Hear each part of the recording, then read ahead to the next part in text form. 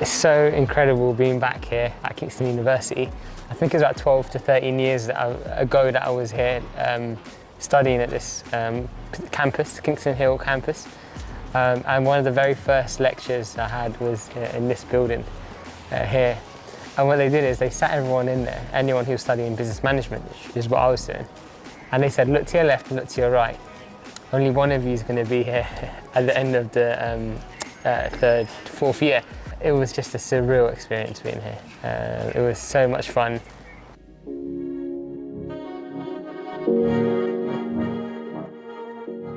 Mo was the reason why I came to Kingston University. And I remember the first time I came, actually you invited me. Why did you come and have a look? The year before I was due to go to uni. So we were living in Howard Road, and that's when George, you came over to sort of have a look at the campus life, university life, sort of scope the uni out, see if this is where you want to go to. Yeah. And obviously our family connections made George want to come to the uni because... Well, you gave me the behind the scenes look behind how you live, because when we went in there, it was like, you had this big window and everyone just hung out the window, and it's like, every minute there's a friend walking by, hey, you coming around? Are you going to do this? Or I'll see you later. It's just like, what the heck is it? I've never experienced anything like that in my life. So it's like everyone's just so open, so free. People would walk into the house, and I didn't even know who lived there. I was like, who lived with you? And who was a guest or a friend? Growing up, I've always had like an entrepreneurial spirit. I would always sell things at school and kind of see how I can make some money. I remember I sold Fanta drinks straight after PE, and used to sell that all the time. I think it's coming here to the university where I actually learned quite a lot of the business theories and how to actually put things into practice and do things properly. I studied business management, so it was a mixture of marketing, business and law, accountancy, organisational behaviour, strategic planning, a whole range of things was all learnt here. Not only were the lectures great, I think just the people I was around was also brilliant, really smart people. So in my first year here, I studied a whole range of different modules, and it kind of gave me a flavour of everything that I could do. And towards the end of my time here, my third year, most of the modules I took became around branding, marketing and comms. And that's the areas I kind of enjoyed more than anything else. Consumer behaviour as well. That was pretty fascinating to kind of learn about. And also, I think my favourite module is entrepreneurship. That was my hands down the best, because most of the modules that I studied had a lot of theory behind them, but with this particular module it was all about, okay, come up with a business idea, come up with a name and launch a product and sell it.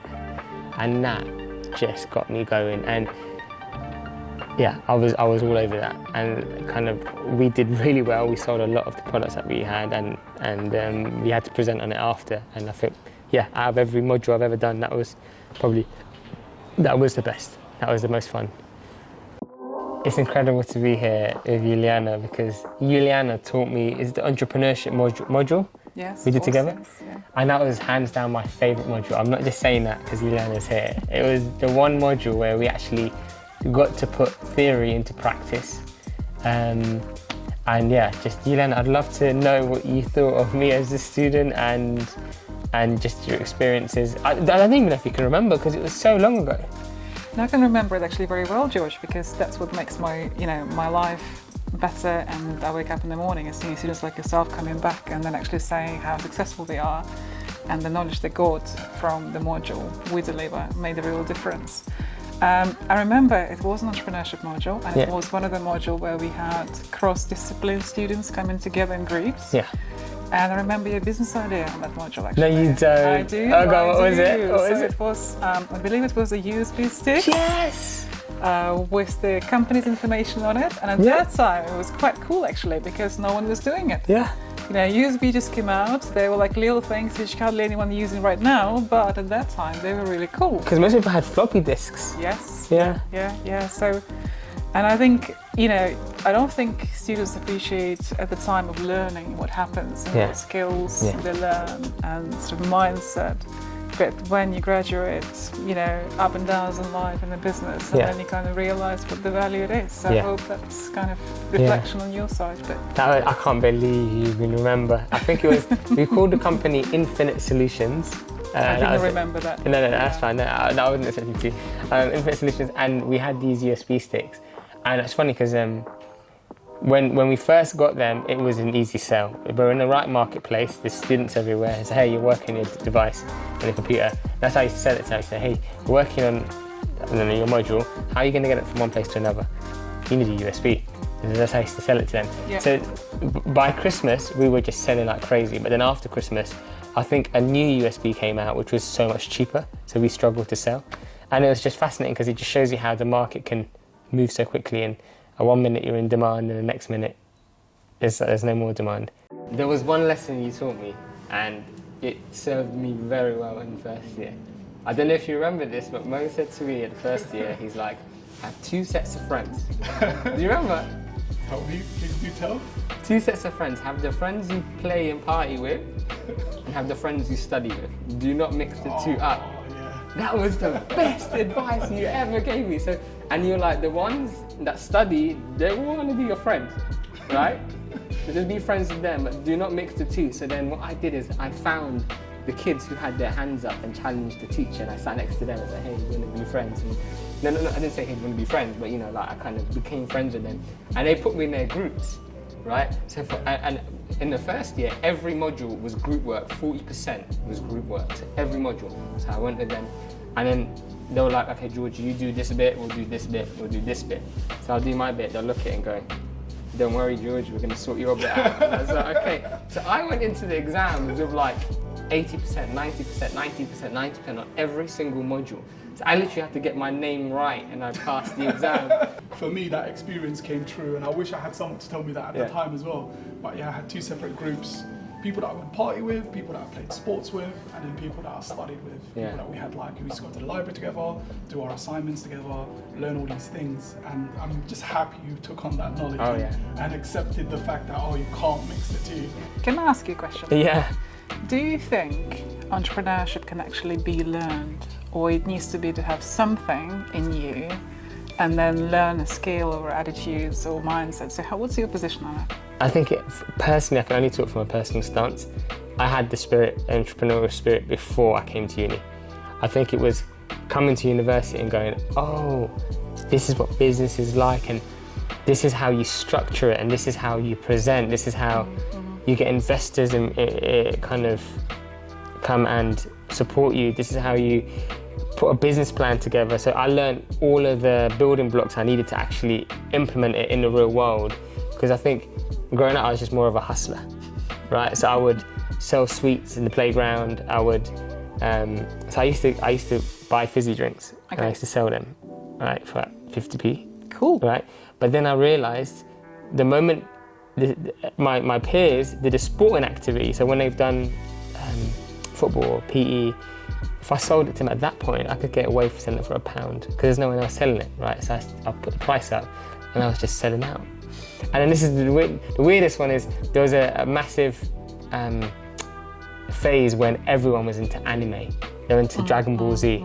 So what I would do is I would go to the library, I would print out pictures of Dragon Ball Z pictures. I would sell the black and white ones for 50p and I'll print them for 5p. And I would sell the coloured ones for £1. And I would, and it would cost 50p to print.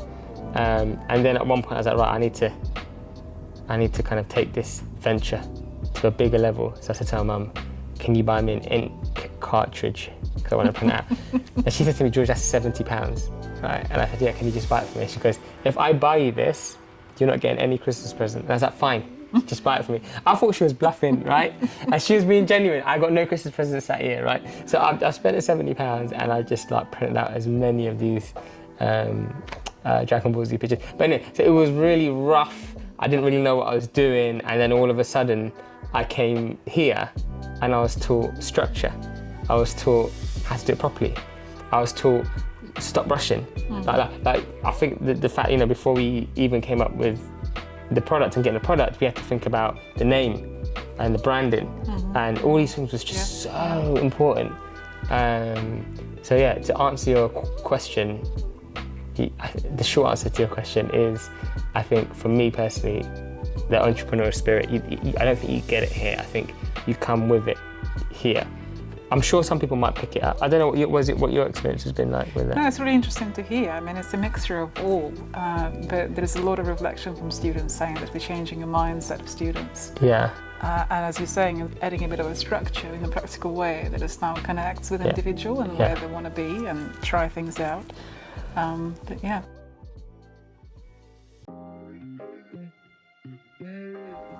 The biggest difference coming to university compared to school was when you was in school, if you knew the answers, you were a geek. Like you were kind of picked on a little bit and you just wasn't the coolest kid. Here is if you challenged the teacher and you corrected the teacher, you were the big dog. Like everyone was like, whoa, who's that guy? So I think it was encouraged here. So those who worked really hard and were really smart were the cool kids here. And that was really kind of a really good environment to be around. I think that was the first time it really opened my eyes to, okay, it's good to know your stuff here. It's good to be prepared. And this is when I started going. Before I went to lectures, I would sit with some of the kids who would look at the lecture slides before the lecture, come up with questions, and if it got answered during the lecture, then they leave it as it is. But if it wasn't answered at the end, they would just kind of harass the teacher for the answers. So no, definitely an incredible environment to be around. What made you go back? What made you go to uni? Like, what was it that made you go, I'm going to do this? Because like, a lot of your friends, did they go with you, or was it just So personally, initially, I didn't want to go to uni at first. I thought, you know what, like, these are my strong points, I want to do this. But it was my parents. My dad was like, look, I went to uni, so you have to go to uni. Yeah. I got a degree, so you have to get a degree, or you have to do better than I did. So that was my challenge from nice and early. So I was like, oh, I have to do better or the same as my dad. So he wanted us to sort of get into uni. But yeah, and the push came from, I had a nice bunch of friends that was around me that sort of pushed me to that level as well. So most of my friends also from college wanted to strive for higher, wanted to like go to uni. So yeah, that's what got me in there in the first place. And obviously our parents would not allow us to just sit at home and do nothing. So every day my mom was like, what course are you picking? What are you doing? You're gonna go here, you're gonna go there. So there's a lot of that information. But you never had someone like older to go, oh, he's there, so I'm gonna go. No, absolutely not. I did like, so obviously I come from one of 4 brothers, but none of my brothers at the time were interested in going to uni in the same way that I was. But yeah, my dad pushed for me to sort of go, oh, you have to go. This is where things will, like your head will open up, you'll start to see the world differently if you get a higher education. What was your cues? What led you to the higher education path? I wasn't even considering it really. I just did business management at college and I said, I might go to uni, I might not. There's a lot of pressure from my mum. Like, uni. And at the time, my sister, and my sister didn't go, so there's even more pressure. She's like, you have to go. The difference between school and here is the independence you have. If you don't go to a lecture, no one asks you any questions or asks why you weren't there. It's literally, you miss out. And I remember that the first 2 weeks I was here, no one told us anything about deadlines. You just, for every module you had a thick book, and towards the back of the book, you had the deadlines on there. And that's when I figured out, hold on, most of the deadlines are around the same time. Is around January. So that was, I'm glad I worked it out when I did, because it could have been chaos. I think another thing the university was good at was bringing in different entrepreneurs and people who've done amazing things. There's a chap who won the first ever apprentice. He gold-plated kind of anything really, and he made a business out of it and did really well. His products got into Harrods. But he said, get out of your seat, go stand somewhere out of your comfort zone. So I went and stood right at the front, and he said, life is about putting yourself in uncomfortable positions. The more uncomfortable positions you can put yourself in, the more you'll be able to do and succeed in the business world. I remember there was one time Juliana got me to speak here, and then I think I finished my presentation, and then she was like, right, are there any questions? And then I think no one said any questions, like asked any questions to begin with. And then she went, guys, come on, you have a millionaire here, ask us some questions. And in my mind I was like, I'm not there yet, I'm not a millionaire just yet. So I felt like an imposter. But now we hit the 7 figures, so if you ever get me to speak now, I confidently stand bold. Well, I knew you were going to be, so just a matter of time. It's a matter of time. We were close at the time, but we just wasn't there yet. And then, it was really good. So it's just, for me, the nostalgia of coming back here every time is surreal because of the memories here. And I think another really key thing about just uni is just the independence. It's like, you're not pushed to hand in your work. There's no one going, George, how far have you gotten? You're disappointed, go and finish it up. There's no pushing, there's no nothing. There's just a deadline. Can you reach the deadline? If you reach the deadline, great, then you're okay. If you don't reach the deadline, that's your problem and you fail, right? And I think that was the craziest shock for me. I think that was the most interesting thing for me, is the mindset of people at university compared to where I was brought up. Like, you would see everyone, they'll go clubbing, but then at 9 a.m. in the morning, they're in the library and they're studying and they're working hard. And it's like, what the heck? And then the cool kid was the one who challenged the teacher. And I was like, no, I think you got it wrong. Well, I disagree. And I was like, ooh. And then like, this guy's a bad man. And I was like, what? It's like, that's not true. Usually it's like, if you knew the answers, you were like, oh, look at this guy at school. Look at this guy. But now it's like, what the heck? The teacher, no, they were like, wow, this guy, whatever it is. Everyone wants to shake their hand and talk to them after the lecture. And I was like, what? Yeah. It just, the whole thing confused me. Absolutely. Teacher specs were the favourites compared to when we were in school and it was the other way around. But that's the difference in uni. You notice like the cool kids were actually the clever ones, the ones that actually studied and whatnot. So George, it's great to hear your story, but lots of students will be in your position when you were 10, 12 years ago. Yeah. So what advice would you give them? Somebody not sure what to do or come to university, what sort of things you would say, watch out for or make sure you take advantage of? Do something. I think the main thing is just like, if you've got an idea, just do it and don't be afraid to make mistakes. Because just to give you an example, so when I was here, I worked at a call centre in Putney and I saved all that money and I paid Julian for a website, right? So that website cost me, it was supposed to be 1,500, but it ended up costing 2,600. That's because I kept making mistakes. So he goes, give me a detailed brief. When you give me a detailed brief, then I'll make you the website. So I gave him the brief and I kept making changes. And he goes, every time you make a change, it's going to cost you money because it's more time you've got to spend to build. And I was like, right, okay. So it got to 2,600. So I made the website. It was, it's called Save More Solutions. It was a way to help people save money. And then I remember I was standing at the top of the Kingston Business School and someone called me from an American company, said they wanted to buy it. I was like, oh my gosh, this is amazing. And then they asked for $3,000. I kind of tried to negotiate and get a higher price. But I was silly enough not to ask for their contact name, their email address or anything. And they called me on a withheld number. And they're like, okay, we'll reach out, which meant a no, right? So I failed and asked me how much I made, minus £2,600. But what I did is I learned how to create a website. I learned where to go to get one done, and I learned how important it is to sit back and just put a really detailed brief in, and that will save me money in the long run. And then that took me into my next venture, which is kind of what I'm still doing now. So it was, that failure was actually a big lesson. And I think for any students here, I think it's really important that whilst you're in this environment, there's so much creativity going on.